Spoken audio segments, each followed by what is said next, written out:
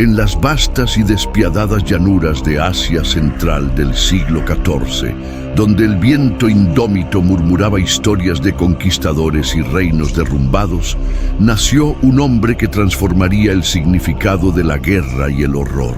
Su nombre era Timur, pero la historia lo recordaría por un apodo que se volvería sinónimo de devastación y crueldad: Tamerlán, el Timur el Cojo. Su niñez en las estepas de Asia Central fue forjada por la dureza de un entorno donde solo los más fuertes sobrevivían, y la vida era una batalla constante por recursos y dominio. Los orígenes humildes de Timur lo diferenciaban de los grandes monarcas de su época. Nacido en una pequeña tribu de pastores turco-mongoles, los Barlas, en la región que hoy es Uzbekistán, no tenía un derecho innato a un trono ni a un ejército formidable. Sin embargo, esta aparente desventaja fue superada por una mente estratégica excepcional y una ambición sin límites. Timur no descendía directamente de la realeza pura como los herederos de Gengis Khan, pero su supuesta conexión con un general de Gengis fue una herramienta poderosa en su ascenso. Él proclamaba ser descendiente de este general, y aunque quizás distante, esta relación le otorgaba un prestigio inmenso entre las tribus mongolas y turcas que aún veneraban el legado del gran conquistador. Desde joven, Timur mostró una inteligencia aguda y una astucia que superaba a sus iguales. Era un observador sagaz, aprendiendo tácticas de guerrilla, política tribal y el arte de la supervivencia en un mundo donde la traición era tan frecuente como la lealtad. Las estepas eran una escuela cruel, enseñándole la brutalidad necesaria para imponer su voluntad y la paciencia para esperar el momento oportuno para actuar. El destino, sin embargo, le reservó una marca imborrable que lo distinguiría de todos. En uno de sus primeros enfrentamientos, quizás un robo de ganado o una escaramuza menor, sufrió una herida en la pierna que le valió el apodo de Leng, cojo. Algunas fuentes sugieren que también su mano derecha resultó lesionada, haciéndolo aún más singular. Esta discapacidad física, que podría haber sido una sentencia de muerte o deshonra en una sociedad que valoraba la fuerza y la destreza, se convirtió, paradójicamente, en el catalizador de su leyenda. Para muchos, ser cojo sería un signo de debilidad, pero para Timur fue una fuente de furia y determinación. Se negaba a ser percibido como frágil. Esta lucha contra la fragilidad, tanto propia como ajena, lo impulsó a superar sus límites físicos con una voluntad de acero y una crueldad sin precedentes. Compensaba su discapacidad con una mente aún más afilada y una sed de poder que pocos podían igualar. El apodo Leng, originalmente despectivo, se tornaría temido en todo el continente. La herida en la pierna, que lo marcaría para siempre como el cojo, no fue solo una cicatriz física para Timur. Fue el punto de partida de un sueño de un imperio mongol renacido, pero bajo su propia visión y mando.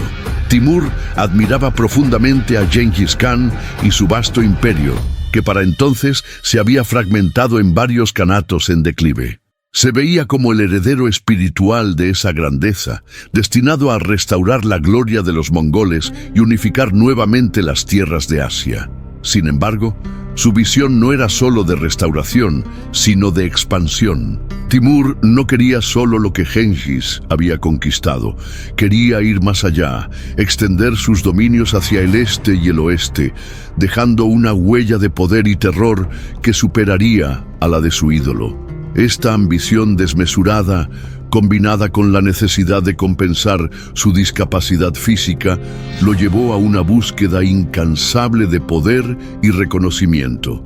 La vida en las estepas le enseñó el arte de la guerra tribal, las emboscadas y la movilidad. Aprendió a explotar las divisiones entre las tribus y a usar la diplomacia y la traición como herramientas para ascender.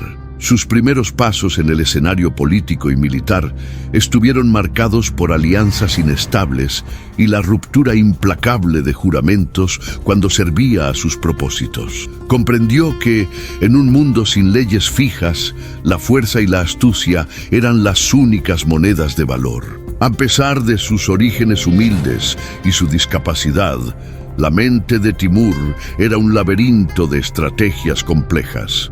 Estudiaba los movimientos de los ejércitos, la logística de campañas de larga distancia y la psicología de sus enemigos. Esta capacidad de análisis, combinada con una brutalidad fría y calculada, lo distinguía de otros líderes guerreros. No luchaba por honor en el campo de batalla de manera tradicional. Luchaba para vencer a cualquier costo. La infancia y juventud de Timur fueron un crisol donde se forjó su personalidad. El dolor de la herida, la furia contra la debilidad y el sueño de un imperio renacido se fusionaron para crear al conquistador implacable que llegaría a ser. Aprendió que el terror era una herramienta tan poderosa como la espada y que la crueldad podía ser un mensaje más efectivo que cualquier tratado. Así, el joven cojo de las estepas, despreciado por algunos y subestimado por muchos, se preparaba para convertirse en una fuerza imparable. No sería solo un líder militar, sería el heraldo del caos, el constructor de imperios a través de la destrucción, el hombre que mancharía el suelo de continentes enteros con la sangre de sus enemigos y erigiría torres con sus cabezas. El nacimiento de la bestia coja era el presagio de una era de oscuridad y conquista para Asia y más allá. Con una mente afilada y una ambición insaciable, Timur, el cojo, no tardó en transformar su furia y su sueño en acción.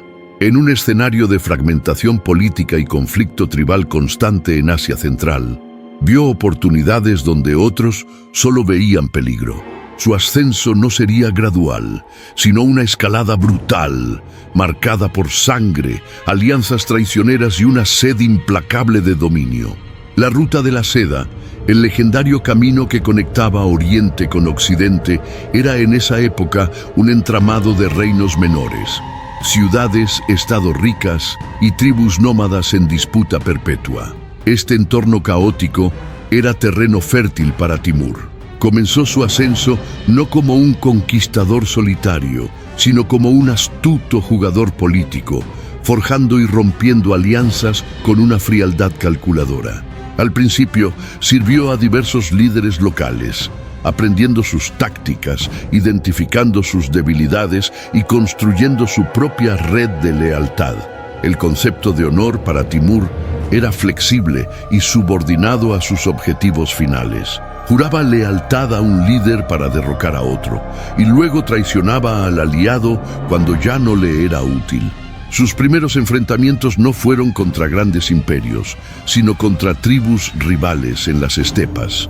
En estas guerras menores, Timur perfeccionó sus habilidades tácticas y su capacidad de liderazgo. Era un maestro en la guerra de guerrillas, utilizando la movilidad y la sorpresa para derrotar a enemigos numéricamente superiores. Pero también era un maestro en la intimidación. Los primeros masacres bajo su mando no eran accidentes de guerra, sino actos deliberados de terror, diseñados para desmoralizar al enemigo y asegurar que la noticia de su crueldad se difundiera antes de su llegada. Pueblos enteros eran arrasados y sus poblaciones eliminadas o esclavizadas, sirviendo como una advertencia sombría para quienes osaran resistir. La reputación de Timur crecía con cada victoria y cada acto de barbarie calculada. Los guerreros, atraídos por su crueldad y las promesas de botín, comenzaron a unirse a su causa. Su habilidad para organizar un ejército cohesivo a partir de diversas facciones turco-mongolas era notable, reflejando su capacidad para liderar mediante una mezcla de promesas de riqueza y un miedo paralizante.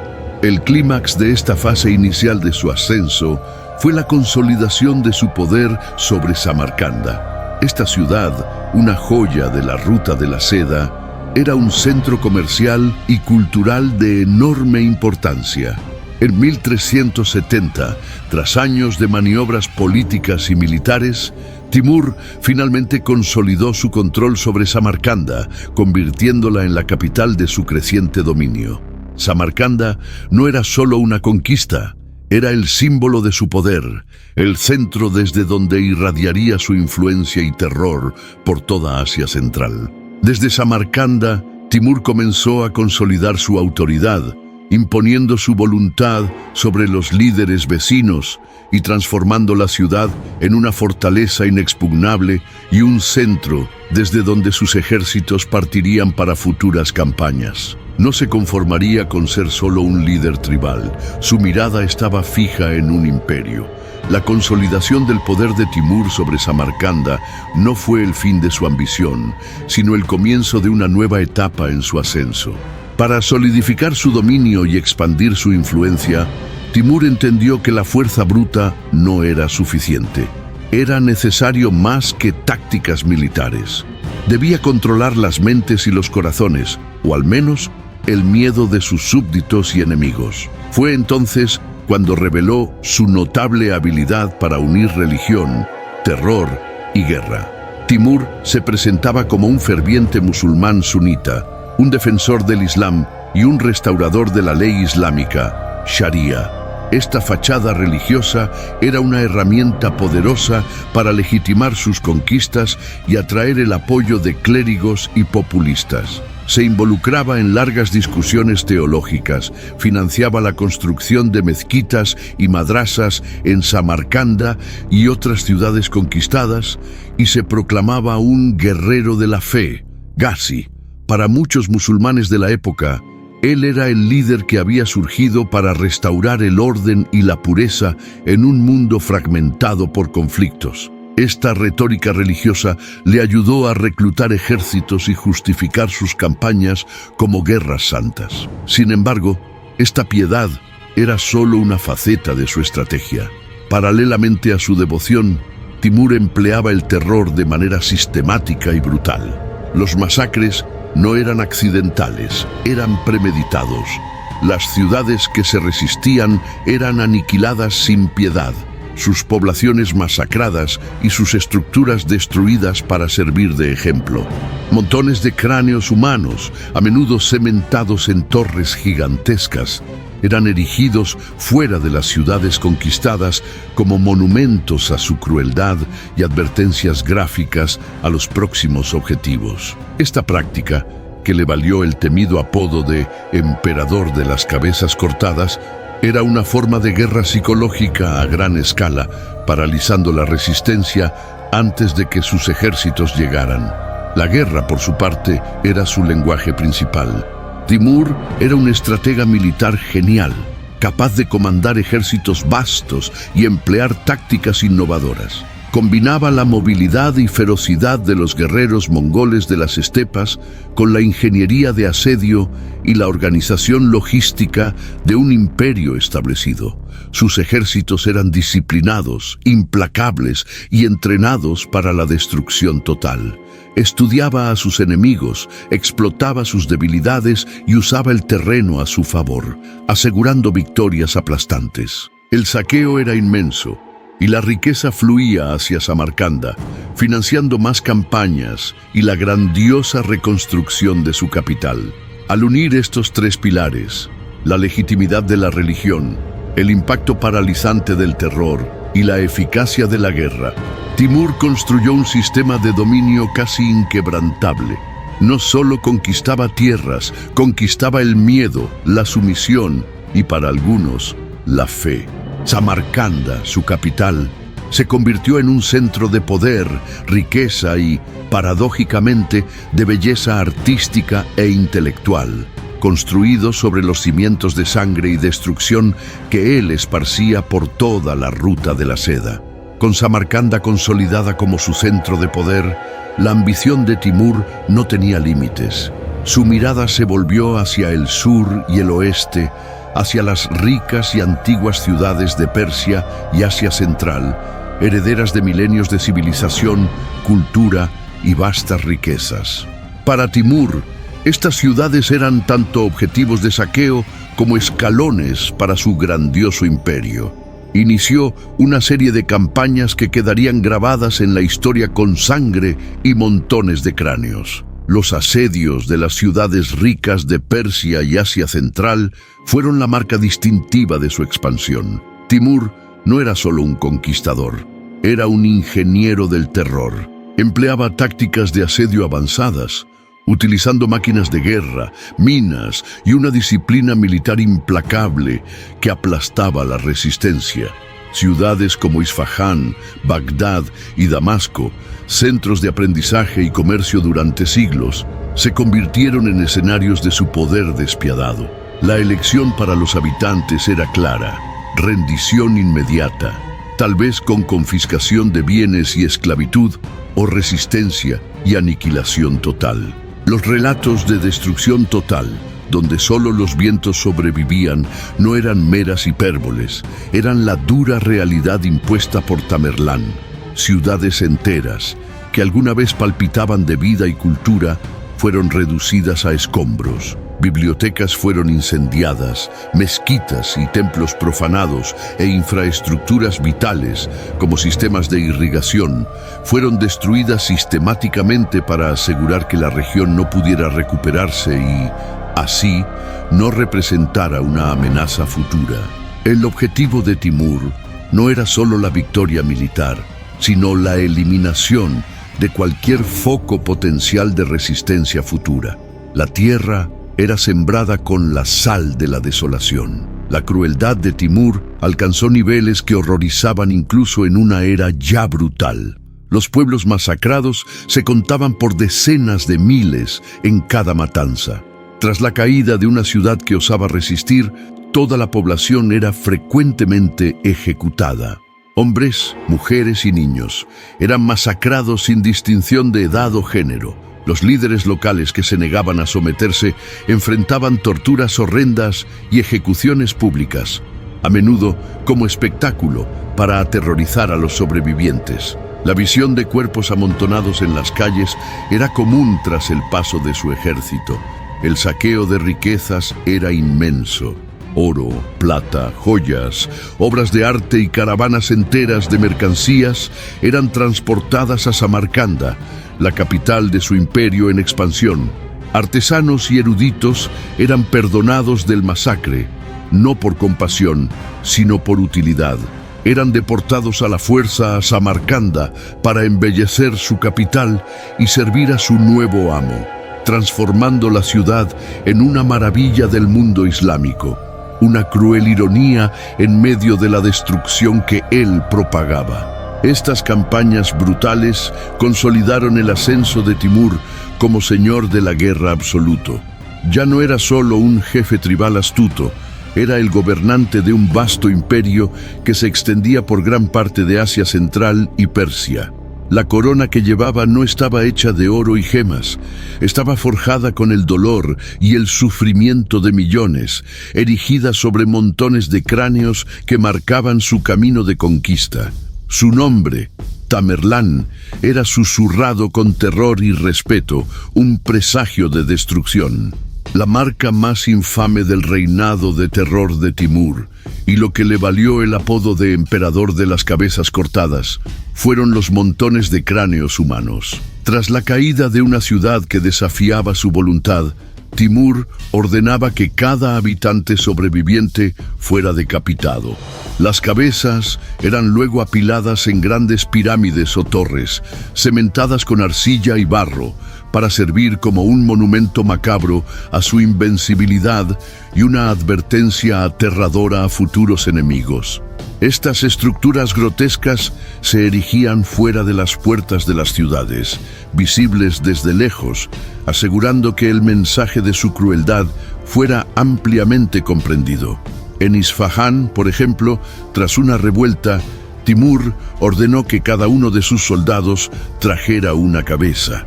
El resultado fue un montón de unas 70.000 cabezas. En Bagdad, otra ciudad que resistió ferozmente, el número fue aún mayor, con estimaciones que varían entre 90.000 y 120.000 cabezas apiladas. Estos números, por sí solos, son difíciles de concebir, pero el impacto psicológico que causaban era incalculable. No eran solo un símbolo de victoria, sino una herramienta de sumisión masiva, garantizando que la mera mención del nombre de Timur provocara un pavor paralizante. Los pueblos masacrados, líderes empalados y el ascenso de Timur como señor de la guerra absoluto eran la triste realidad de su método de conquista. No distinguía entre soldados y civiles, hombres o mujeres, ancianos o niños. Para Timur, la resistencia era un delito que exigía aniquilación total. Los líderes locales que se negaban a rendirse enfrentaban torturas horrendas y ejecuciones públicas, a menudo empalados o arrojados desde torres altas para maximizar el terror. Aquellos que cooperaban podían tener una oportunidad, pero la lealtad a Timur se compraba con el precio de la obediencia absoluta. Mientras la destrucción se extendía, Timur mostraba una peculiar fascinación por la cultura y el arte de las tierras que devastaba. Artesanos, académicos, poetas y científicos de ciudades conquistadas, como Damasco y Samarcanda, eran perdonados del masacre y deportados a la fuerza a Samarcanda. Allí eran obligados a construir y embellecer su capital, transformándola en un centro de erudición y magnificencia. Esta dicotomía era una característica notable de Tamerlán, un hombre capaz de una brutalidad indescriptible, pero que también apreciaba la belleza y el conocimiento, aunque los utilizara para su propia glorificación.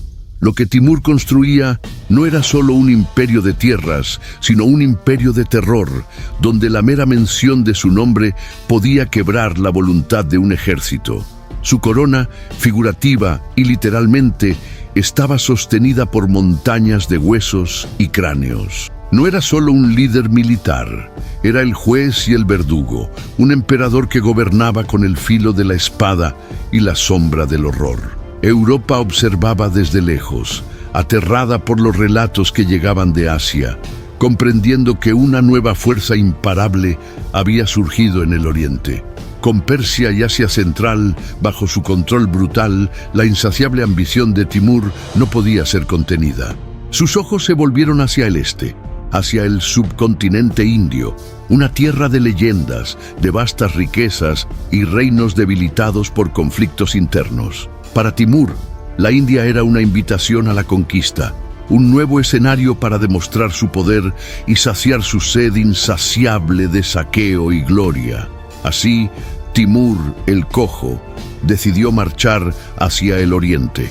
La decisión de invadir la India en 1398 fue audaz y arriesgada. El sultanato de Delhi, aunque debilitado, seguía siendo una potencia considerable, y el viaje hasta allí era largo y traicionero, atravesando montañas y desiertos. Sin embargo, la reputación de Timur lo precedía. Su ejército, una máquina de guerra disciplinada e implacable, estaba compuesto por decenas de miles de guerreros turco-mongoles, acostumbrados a la brutalidad y el saqueo. Usó la retórica religiosa, proclamando su campaña como una guerra santa contra los infieles hindúes, para motivar a sus tropas y justificar su invasión. Las batallas sangrientas en la India comenzaron tan pronto como sus fuerzas cruzaron la frontera.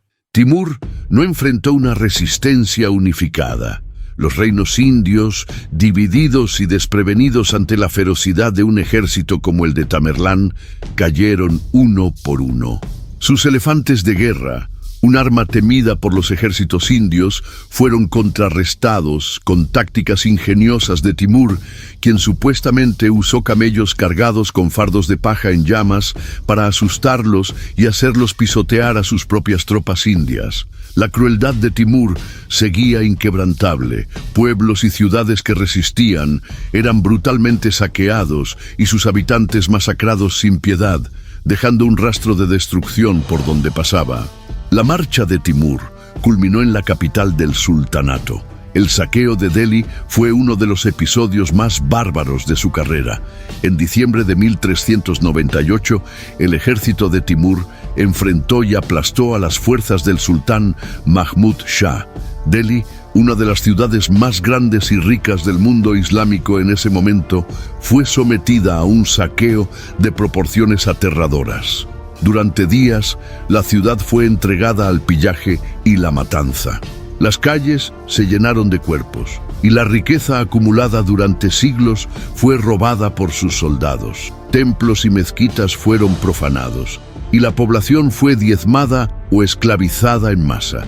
Los relatos de los historiadores de la época, aunque quizás exagerados en números, pintan un cuadro de horror absoluto. Decenas, tal vez cientos de miles de personas fueron masacradas. Quienes no fueron asesinados fueron capturados y enviados como esclavos a Samarcanda. La ciudad de Delhi quedó en ruinas, llevada al punto más bajo de su historia, y tomaría décadas recuperarse de la devastación impuesta por Tamerlán. El saqueo no fue solo por riquezas, fue por imponer un terror psicológico, el mensaje de que ningún lugar estaba a salvo de la furia de Timur. La brutalidad de Timur en la India alcanzó su apogeo tras el saqueo de Delhi.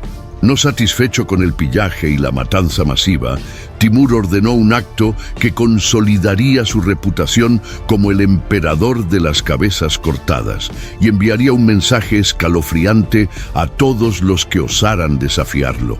La sanción sería visual, inolvidable y profundamente aterradora. Así, Timur ordenó la construcción de torres con decenas de miles de cabezas humanas. En los alrededores de Delhi, y posiblemente en otras ciudades a lo largo de su campaña, los sobrevivientes fueron forzados a decapitar a los muertos y quizás a los moribundos, y apilar sus cabezas en estructuras gigantescas. Estas pirámides o torres de cráneos, cementadas con barro y arcilla, se alzaban como monumentos macabros, visibles a grandes distancias, un testimonio silencioso de la furia de Tamerlán.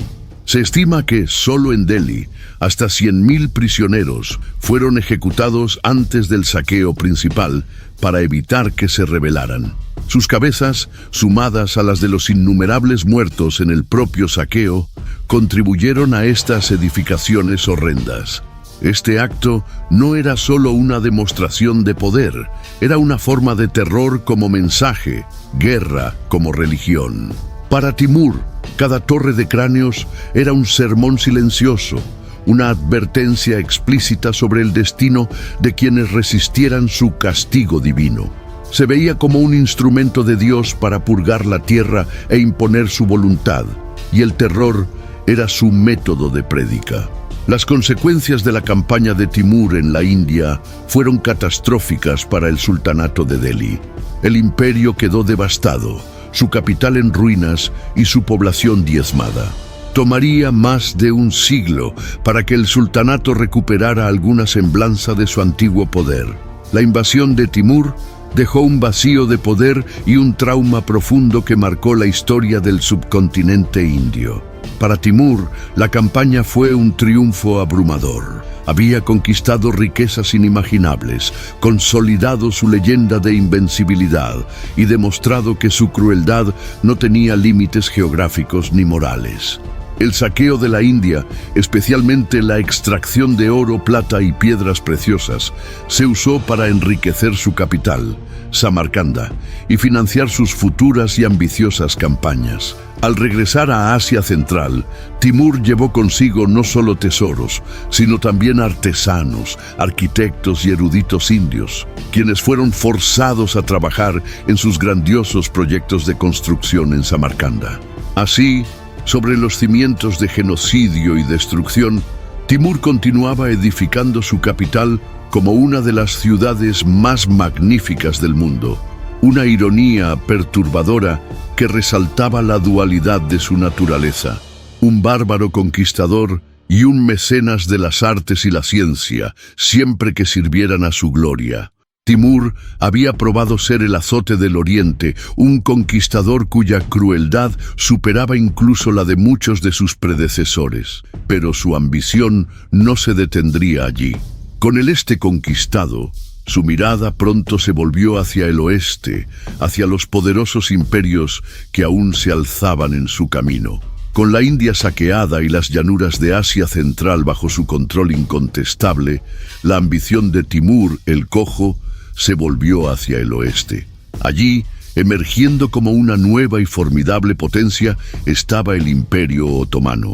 Liderado por el sultán Bayezid I, conocido como el Relámpago por su rapidez y ferocidad en la batalla, el Imperio Otomano era una fuerza ascendente que había subyugado gran parte de Anatolia y los Balcanes, representando una amenaza directa a los dominios occidentales de Timur y, crucialmente, a su orgullo. El enfrentamiento era inevitable. Bayezid, con su arrogancia y éxitos militares, había intercambiado cartas desafiantes con Timur, insultándolo y exigiendo sumisión. Timur, que no toleraba desafíos a su autoridad, vio en esto una afrenta personal y una oportunidad para consolidar aún más su posición como el mayor conquistador del mundo. Enfrentando al Imperio Otomano, la batalla de Ankara, 1402, no sería solo un conflicto entre dos imperios, sería un duelo entre dos de los mayores señores de la guerra de su tiempo, con el destino del Oriente Medio en juego. La campaña de Timur hacia Anatolia fue un logro logístico y militar impresionante. Movió su vasto ejército, endurecido por décadas de campañas, con una velocidad y eficiencia que tomaron a Bayezid por sorpresa. Mientras Bayezid estaba ocupado sitiando Constantinopla y consolidando su dominio en Europa, Timur invadió la parte oriental de Anatolia, saqueando ciudades y provocando al sultán. Timur no solo superó a los otomanos en maniobras, sino que también empleó su notoria guerra psicológica, esparciendo rumores y sembrando discordia entre las tropas multiétnicas de Bayezid, especialmente entre los contingentes tártaros y selyúcidas. La batalla de Ankara, ocurrida el 20 de julio de 1402, fue uno de los enfrentamientos más decisivos de la historia medieval. Los dos ejércitos, ambos formidables, se encontraron en las llanuras al norte de la ciudad de Ankara. Por un lado, el ejército otomano de Bayezid, compuesto por experimentados jenízaros, sipáis y contingentes europeos. Por el otro, las hordas turco-mongolas de Timur, una máquina de guerra flexible y brutal, con arqueros montados y una infantería pesada. La genialidad táctica de Timur brilló intensamente. Utilizó el terreno a su favor, posicionando sus tropas para engañar y flanquear al enemigo. Crucialmente, había desviado el suministro de agua del campamento otomano, forzando a las tropas de Bayezid a combatir bajo una sed intensa, lo que desmoralizó significativamente a sus fuerzas. Además, muchos de los contingentes tártaros y selyúcidas en el ejército otomano, de origen turco-mongol, desertaron al lado de Timur durante la batalla, atraídos por promesas de riqueza y la familiaridad con el líder y sus tácticas. El choque entre los imperios de Timur y Bayezid I en Ankara fue una carnicería. La genialidad táctica de Timur, combinada con la deserción de contingentes enteros del lado otomano, selló el destino de la batalla. Las flechas llovieron implacablemente, las cargas de caballería destrozaron las formaciones, y el calor del verano y la sed implacable minaron la resistencia otomana. Bayezid, el Relámpago, fue superado en todos los aspectos por Timur, el Cojo.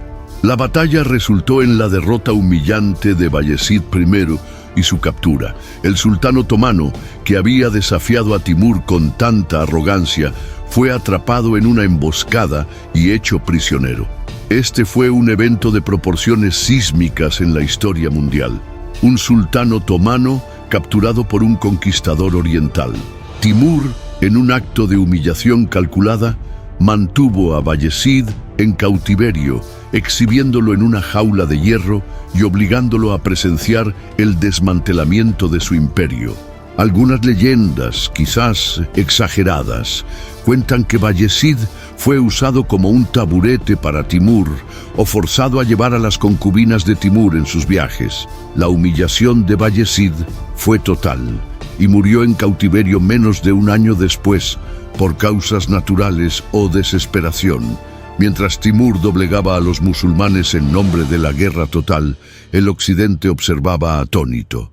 La Europa cristiana, que había temblado de miedo ante el avance otomano durante décadas y que veía a Constantinopla bajo amenaza inminente, de repente se encontró con una tregua inesperada, pero aterradora.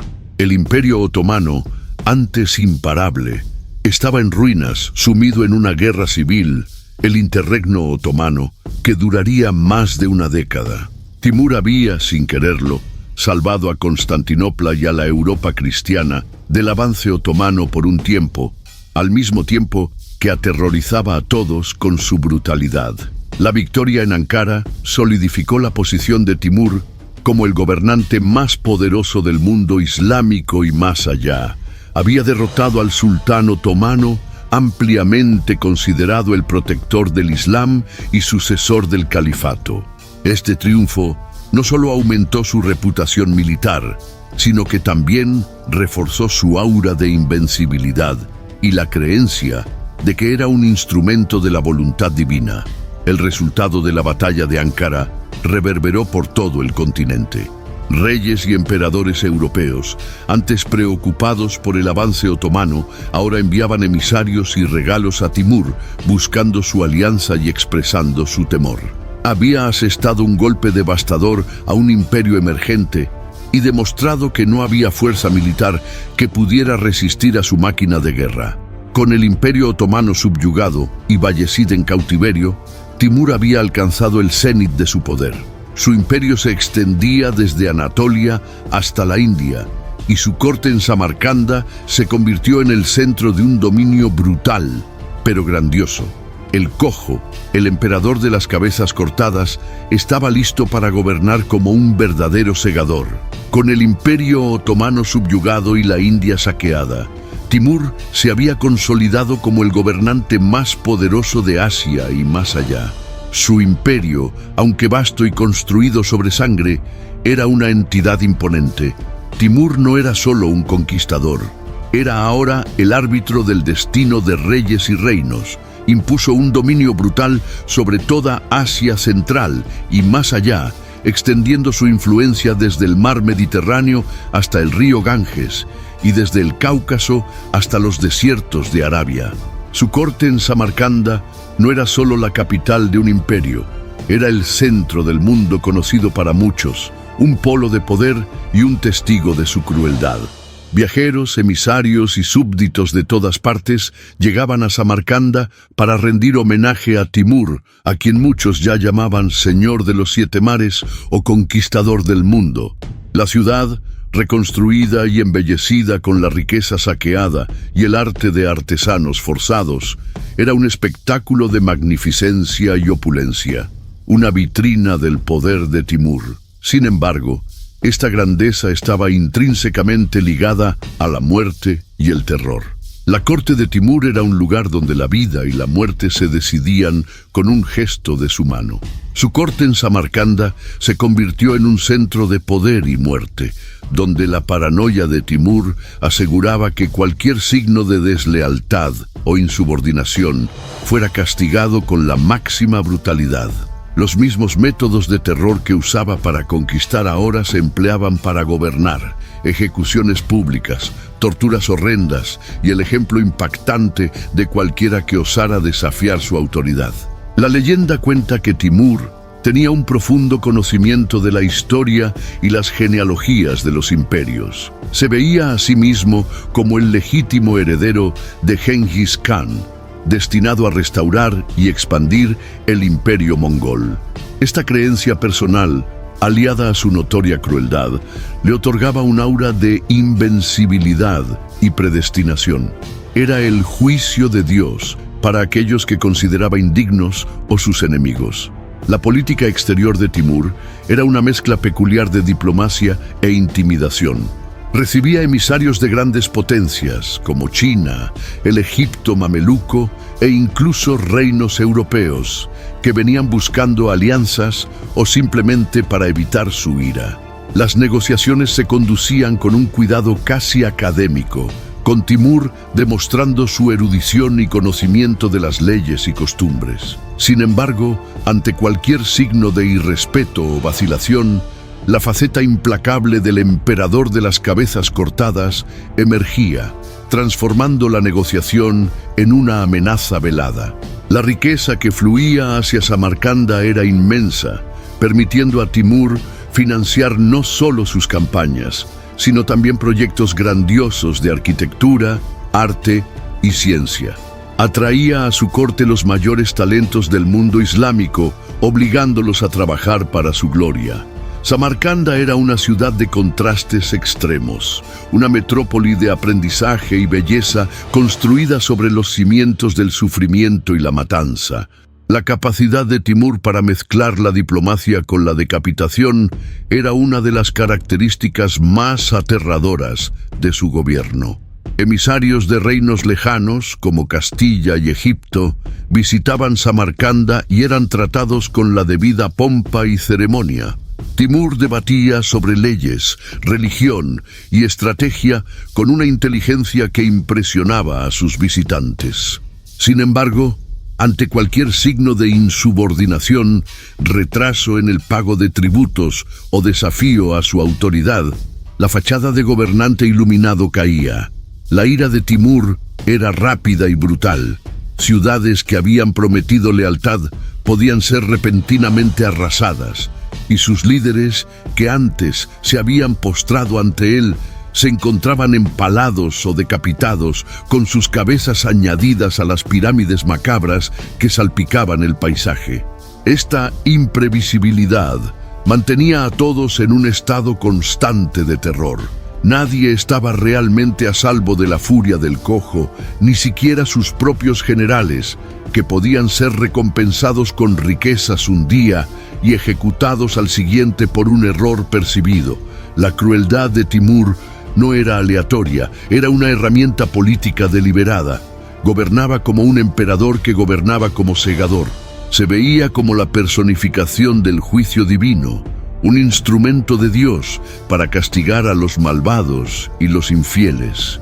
Esta creencia o su manipulación le daba una justificación para sus atrocidades. Para él, la destrucción y la matanza no eran solo actos de guerra, sino actos de purificación, eliminando la resistencia y sembrando el miedo que garantizaría su dominación absoluta.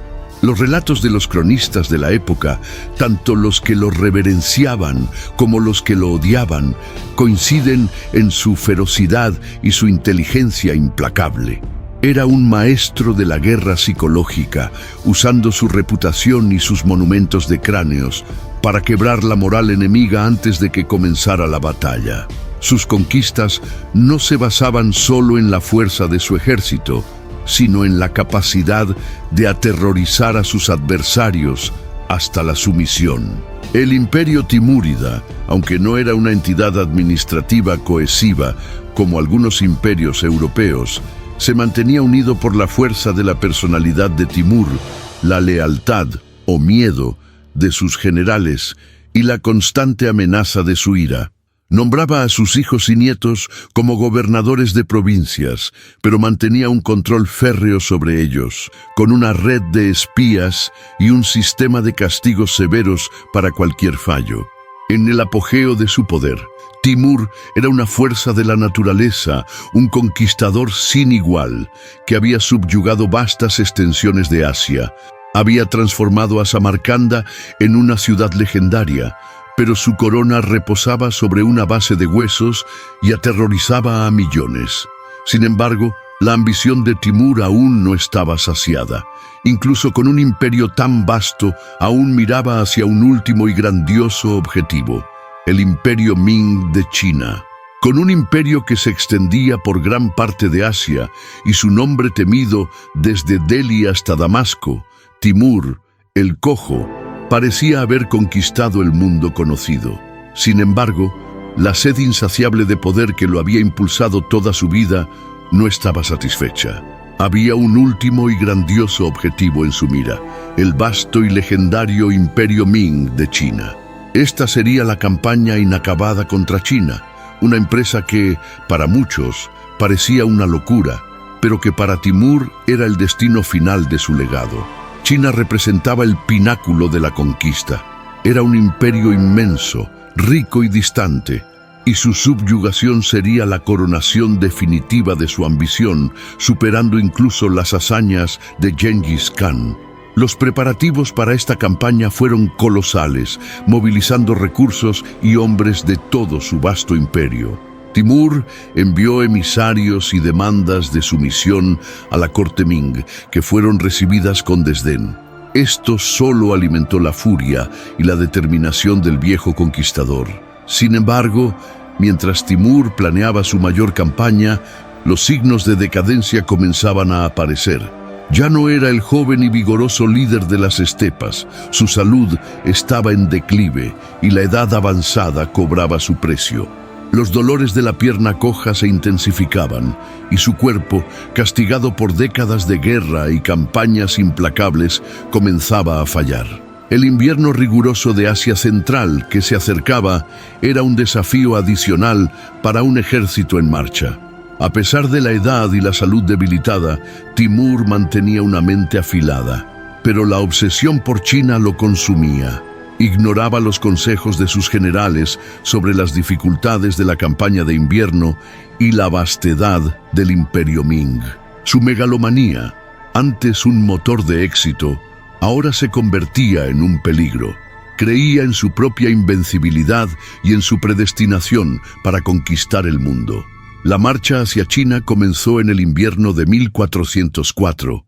Era una empresa monumental, con un ejército estimado en cientos de miles de hombres, acompañados por una vasta comitiva y caravanas de suministros. El frío era atroz y la nieve pesada dificultaba el avance. Las dificultades logísticas eran inmensas y muchos soldados y animales morían de frío y hambre en el camino. Pero Timur, ya viejo y enfermo, pero aún sediento de sangre, empujaba a sus tropas hacia adelante, impulsado por su voluntad de hierro. Estaba decidido a no dejar que la edad o la enfermedad le impidieran alcanzar su gloria final. La visión de un imperio mundial, unificado bajo su corona, era lo que lo mantenía en movimiento. La campaña era una carrera contra el tiempo, el clima y su propia mortalidad. Timur, el cojo, había enfrentado innumerables enemigos en vida, pero ahora confrontaba a su adversario final, la muerte misma. La inmensidad de las estepas heladas y el rigor del invierno probaron ser enemigos más formidables para Timur que cualquier ejército humano. A medida que la campaña contra China avanzaba, la salud del viejo emperador se deterioraba rápidamente. La fiebre alta y el agotamiento minaban sus fuerzas, pero su mente, aunque nublada por la enfermedad, aún se aferraba a la visión de una última y grandiosa conquista. En febrero de 1405, en Otrar, una ciudad en el actual Kazajistán, la jornada épica de Timur llegó a su fin. Sucumbió a la enfermedad, muriendo en el camino de la guerra, como un lobo que muere cazando.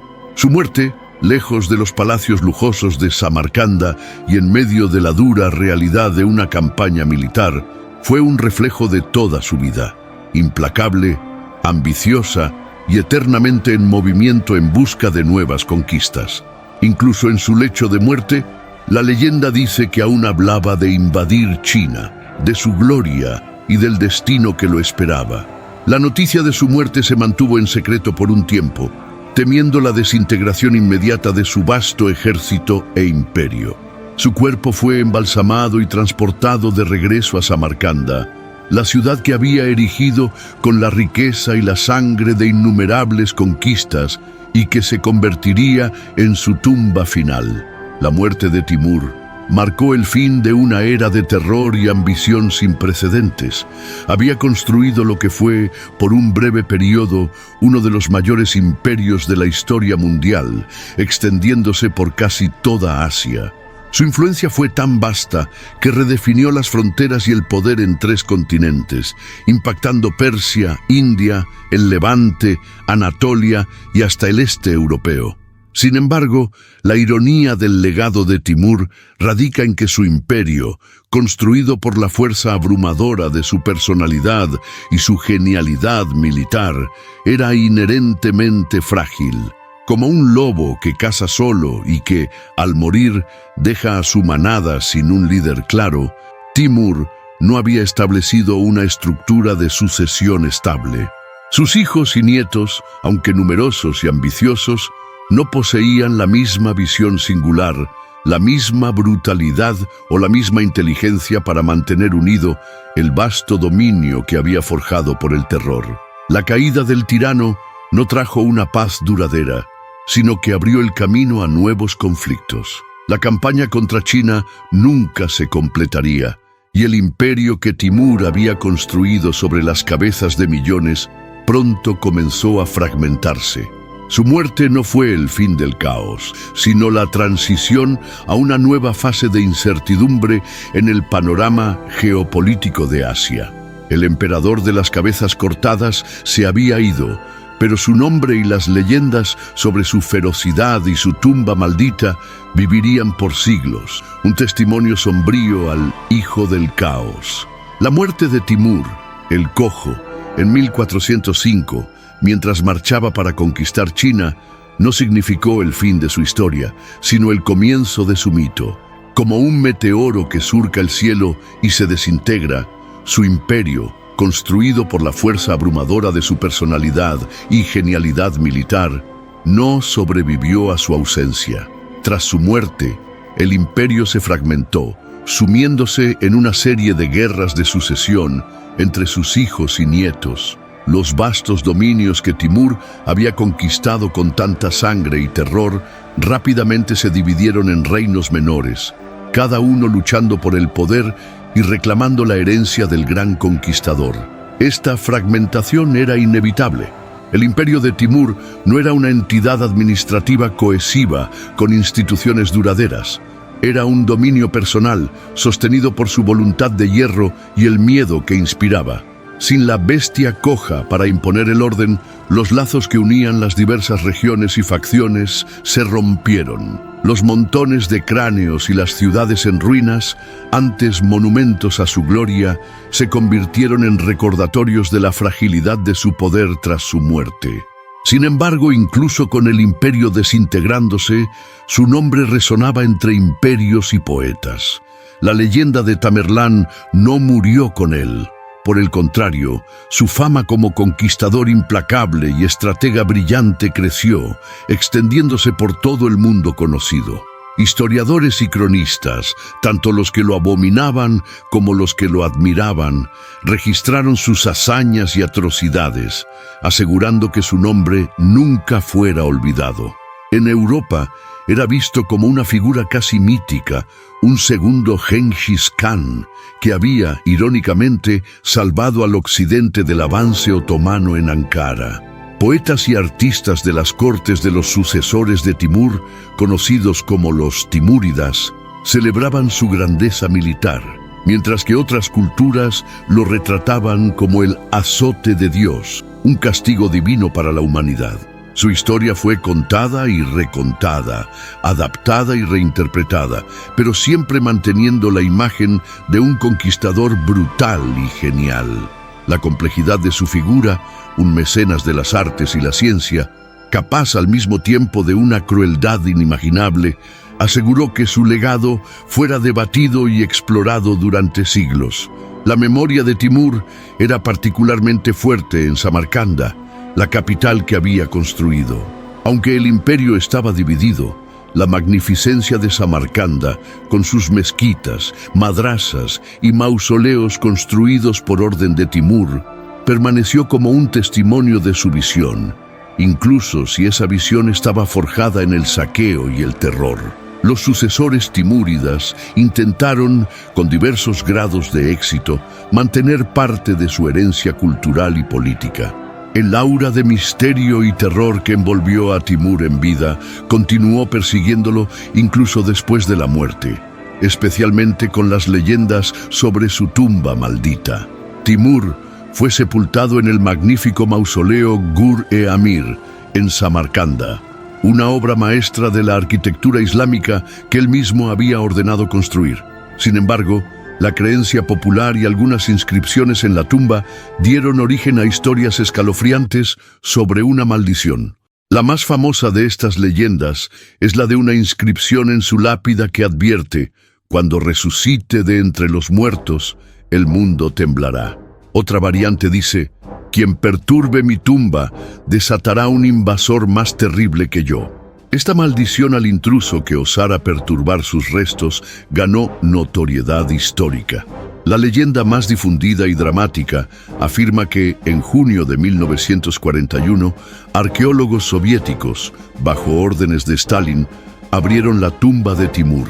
3 días después, la Alemania nazi invadió la Unión Soviética, iniciando la Operación Barbarroja, la mayor y más brutal invasión terrestre de la historia que causaría millones de muertes y temblores globales.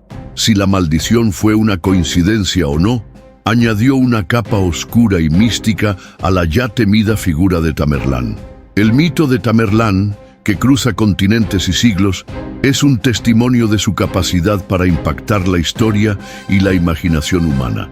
Fue una figura que inspiró tanto admiración por su genialidad táctica como horror por su crueldad. En Europa era el flagelo de Dios, que había destruido imperios y salvado al continente del avance otomano.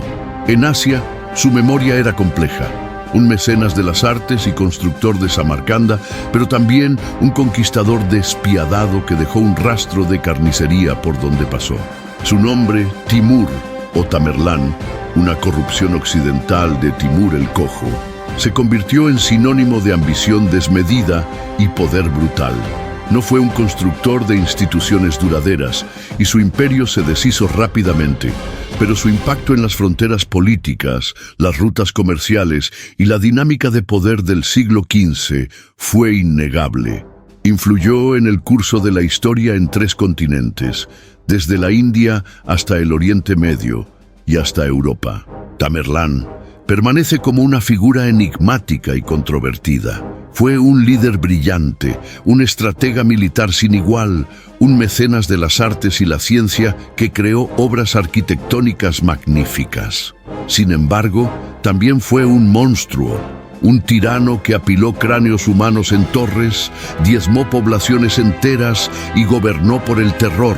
Fue un paradoxo viviente, una fuerza de la naturaleza que personificó tanto la grandeza como la barbarie del espíritu humano. Tamerlán no fue solo un hombre, fue el emperador de las cabezas cortadas, un legado de sangre y gloria que continúa asombrando y fascinando la imaginación colectiva. Un verdadero emperador de las sombras, que incluso siglos después de su muerte, sigue proyectando una sombra larga y oscura sobre la historia. Si la saga de Tamerlán, el emperador de las cabezas cortadas, te cautivó de principio a fin, no te detengas aquí. Deja tu me gusta si te impresionó la brutalidad y la genialidad de este conquistador. Suscríbete al canal para no perderte ninguna de nuestras próximas inmersiones en las vidas de los grandes y a menudo terribles emperadores de la historia. Y ahora, una pregunta para ti. ¿Cuál fue el acto de Tamerlán que más te impactó o te hizo reflexionar sobre el poder y la crueldad humana? Deja tu comentario abajo. Este es el canal Emperadores.